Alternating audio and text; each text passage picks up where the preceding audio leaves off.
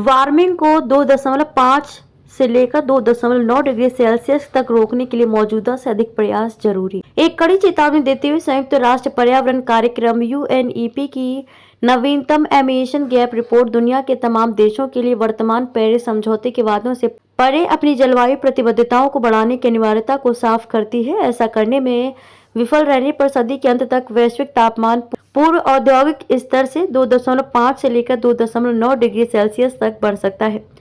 Dubai में 2023 जलवायु शिखर सम्मेलन से पहले जारी की गई emission gap report 2023 broken record नाम की यह रिपोर्ट बताती है कि दुनिया का तापमान नई ऊंचाई पर पहुंच गया है, लेकिन फिर भी दुनिया एमिशन में कटौती करने में विफल रही।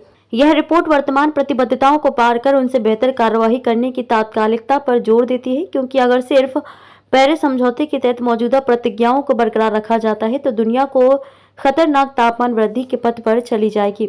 मिटिगेशन प्रयासों को पर्याप्त रूप से करें मजबूत। इस परिदृश्य से बचने के लिए रिपोर्ट मौजूदा दशक में मिटिगेशन प्रयासों को पर्याप्त रूप से मजबूत करने का आह्वान करती है।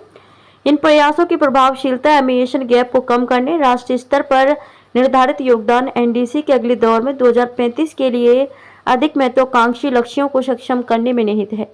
ऐसे उपायों से नेट जीरो प्रतिज्ञा प्राप्त करने की संभावना भी बढ़ जाती है, जो वर्तमान में लगभग 80% वैश्विक एमिशन को कवर करती है।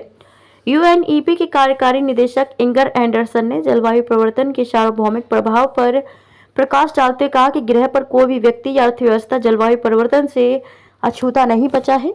इसलिए हमें ग्रीन हाउस गैस एमिशन, वैश्विक तापमान में वृद्धि और चरम मौसम जैसी बातों के संदर्भ में रिकॉर्ड स्थापित करना बंद करना होगा।